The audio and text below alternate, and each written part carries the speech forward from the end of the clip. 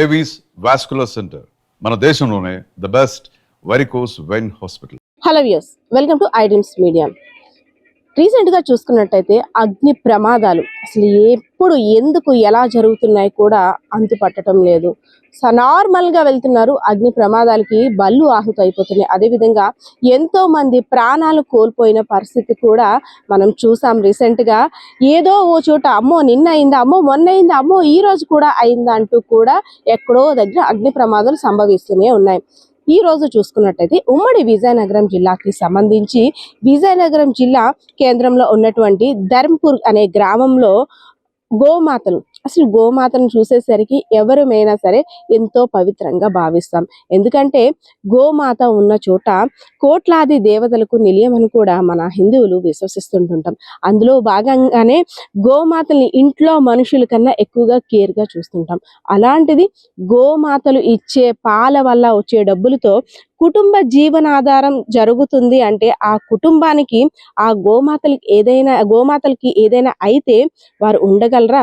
కానీ కొంతమంది అగంతకులు, కొంతమంది కిరాతకులు చేసిన పనికి గోమాత నిండు శూలాలైనటువంటి గోమాతకి నిప్పు పెట్టి ఆ గోమాత ఉన్న షెడ్ను కూడా కాల్చివేశారు దుండగులు. కుటుంబ సమస్యలు ఏవైనా కావచ్చు, కుటుంబం మీద పగ ఉండొచ్చు, కానీ ఏదైనా ఉంటే కుటుంబ సభ్యులతో తీర్చుకోవాలి. కానీ అన్యం పుణ్యం ఎరగని మోగ జీవాల మీద వారి యొక్క కోపాన్ని ఇలా తీర్చుకోవడం వల్ల వారు సాధించింది ఏంటని కూడా కుటుంబ సభ్యులైతే ప్రశ్నిస్తున్న పరిస్థితి. నైట్ అంతా బానే ఉంది, ఆవుల్ని పాకలో కట్టేశాం, తీరా తెల్లవారు చూసేసరికి పాకలతో పాటు ఆవులు కూడా తెల్లవారుజామున కాలిపోతున్నాయి, మా చేతుల్లో ఏమీ లేదు, మేమేమీ చేయలేని పరిస్థితి, మా ముందే అంబా అంబా అని అరవడం తప్పితే ఆవుని మేము పట్టుకోలేకపోయాం. అసలు అంటే మా కళ్ళ ముందు మా కుటుంబాన్ని పోషించే ఒక పెద్ద దిక్కు కాలిపోతుంది, మేమేమీ చేయలేని అయోమయ పరిస్థితిలో ఉన్నాం. సో ఇదంతా ఎవరు చేసిన పాపం మాత్రం ఊరికే పోదు. ఎందుకంటే మూగ జీవాలని హింసిస్తే అసలు ఏమొస్తుంది చెప్పండి? వాటికి ఒక అన్యం తెలుసా, లేదంటే ఇంకేమైనా ఒక మోసం తెలుసా, ఒక పాపం తెలుసా? అలాంటిది నిండు శూలాలుగా ఉన్నటువంటి ఆవు మీద కక్ష తీర్చుకోవడానికి, అదేవిధంగా కుటుంబ సభ్యుల మీద ఉన్న కక్ష కావచ్చు, రాత్రికి రాత్రే నిప్పంటించేశారు. సో ఆవు ఇచ్చిన పాలు వల్ల, ఆ ఆవు వాళ్ళ ఇంటికి అడుగు పెట్టిన వేళ విశేషం వల్ల మా కుటుంబం అంతా కూడా బాగుంది, ఆ ఆవు నుండి వచ్చే పాల సంపద నుండి మా కుటుంబ జీవనాధారం కూడా కొనసాగుతుంది, ఎటెళ్ళినా మా మధ్య కలిగి తిరుగుతూ ఒక సొంత మనిషిలా మాలో కలిసిపోయింది ఆవు. అలాంటిది అగ్నికి ఆహుతి అవుతుంటే మా చేతులతో ఏమీ చేయలేని పరిస్థితి, ఇంత దారుణమైన పరిస్థితి ఎవరికి రాకూడదు అంటూ కూడా కుటుంబ సభ్యులు వెలువెల్లాడుతున్న పరిస్థితి.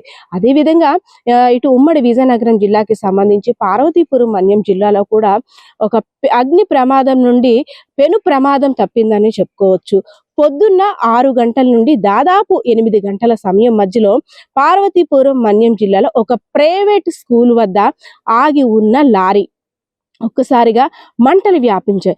ఎక్కడి నుండి వచ్చి అసలు ఏం జరుగుతుంది అక్కడంతా కూడా ఒక భయానిక పరిస్థితి. అక్కడున్న కాలనీ వాసులంతా కూడా అసలు ఏంటి పొగ, ఇంత పొద్దున్న అక్కడ ఏం వస్తూ ఉందో, అసలు ఏం జరుగుతుందో, ఏ ఇల్లు కాలిపోయిందో, దేనికి నిప్పు అంటుకుందో, షార్ట్ సర్క్యూట్ అయిందో కూడా తెలియని పరిస్థితి. ఎందుకంటే అక్కడ ఏమీ కనబడినంత డార్క్ అట్మాస్ఫియర్ అయితే అక్కడ క్రియేట్ అయిపోయింది.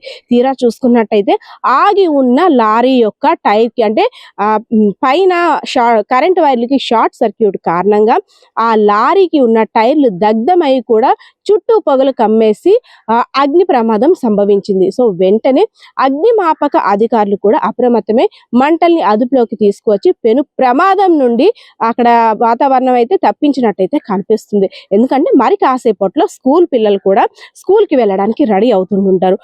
ఏదైతే ఆగి ఉన్న లారీ చక్రాలు ఏవైతే కాలుతున్నాయో, టైర్స్ మరి ఇంకాస్త మంటలు ఎక్కువైందంటే, ఆ మంటలు ఆహుతి కానీ ఎక్కువగా అయ్యిందంటే ఆ డీజిల్ ఏదైతే ఫ్యూయల్ ట్యాంక్ ఉందో, బ్యాటరీ ఉందో, ఇవన్నీ కూడా బ్లాస్ట్ అయినట్టయితే అటుగా వెళ్ళే వారి పరిస్థితి ఏంటి, అసలు ఏం జరుగుతుందో. మొన్న కూడా పార్వతీపురం మన్యం జిల్లాలో బాంబ్ బ్లాస్ట్, అదే దీపావళికి సంబంధించి బాంబ్ బ్లాస్ట్ జరిగింది. ఇంకా అది కూడా ఇంకా తేరుకోలేదు. అప్పుడే ఇలానా, ఇంకా దేవుడి దయ ఉంది కాబట్టి ఎవరికి ఎటువంటి ప్రమాదం వాటిల్లో లేదు కాబట్టి ఊపిరి పీల్చుకోగలుగుతున్నామంటూ కూడా అక్కడ కాలనీ వాసులు తెలుపుతున్న పరిస్థితి. అధికారులు కూడా ఎలా అప్రమత్తం చేస్తున్నారంటే, బయటికి వెళ్ళేటప్పుడు 1-2 సార్లు వాహనాలని చెక్ చేసుకోండి. ఏదైనా అనుమానం వచ్చినా, లేదంటే ఎటువంటి డిఫరెంట్ స్మెల్ కానీ మీకు అనిపించిన వెంటనే వాహనం నుండి దిగి alert గా ఉండండి. ఎప్పటికప్పుడు వాహనాలను కూడా సర్వీసింగ్ చేయించుకొని బయటికి వెళ్ళేటప్పుడు అన్ని కరెక్ట్ గా ఉన్నాయో లేదో చెక్ చేసుకొని అప్పుడు బయటికి వెళ్ళండి. ఎందుకంటే బయటికి వెళ్ళిన తర్వాత ప్రమాదం సంభవించిన తర్వాత బాధపడే కన్నా ముందుగానే అలర్ట్ అవ్వడం మంచిది. సో ఓవరాల్ గా ఉమ్మడి విజయనగరం జిల్లాలో చూసుకున్నట్టయితే అగ్ని ప్రమాదాల వల్ల ఒక దగ్గర అయితే పెను అగ్ని ప్రమాదం నుండి తప్పించుకోగలిగితే ఇంకో చోట కాలిపోయిన మూగ జీవాల్ని చూస్తూ కన్నీరు మున్నీరుగా విలిపిస్తున్న కుటుంబ సభ్యులను చూస్తుంటే ప్రతి ఒక్కరు కూడా అయ్యో పాపం మూగ జీవాల మీద ఎందుకంత కక్ష, ఆ దుండగులకు భగవంతుడు సరైన శిక్ష వేస్తాడు అంటూ కూడా చాలా మంది అంటున్న పరిస్థితి అయితే కనిపిస్తుంది. సో ఇది ఓవరాల్ ఉమ్మడి విజయనగరం జిల్లాకు సంబంధించి ఈ రోజు అప్డేట్ అయితే. కెమెరా పర్సన్ బాలకిషోర్తో పద్మ, ఐడ్రీమ్స్ మీడియా, విజయనగరం. మేము వీటి మీద బతుకుతామండి. మేము కూలికాలం 4 కాలము 2 పూటలు గడ్డి కోసుకొని వీటి మీద మేము అంతాను వాటి మీద ఉన్నోళ్ళు మేము. ఏమైందమ్మా ఇంతకీ మీ పేరు ఏంటి? మా పేరు రావజు రవణమ్మ అండి. ఆ కాలం పేరు పత్తిరామ అండి. వీటి మీద మేము అంతాను ఏ కూలికాలం ఏటాలం వాటి మీద మేము బతుకుతాను. మరి ఎవరు కాల్చారో తెలియదు, ఎవరు ఎగ్గెట్టారో తెలియదు. రాత్రి 10 లోపు అయిపోయింది. రెండు ఆవులు చనిపోయాయి, మొత్తం 3 చనిపోయాయండి. 2 ఆవులు కాలిపోయాయండి. పాల వ్యాపారం అండి మాది. మరి ఇంకేటి వెళ్ళమో ఆ పాలు మీద మేము బతుకుతాం. మా వేయట్లేదు, చాలా కాలిపోయింది మాది. ఆవిడ 3 పోయినాయి, 2 కాలిపోయి తెలియదు.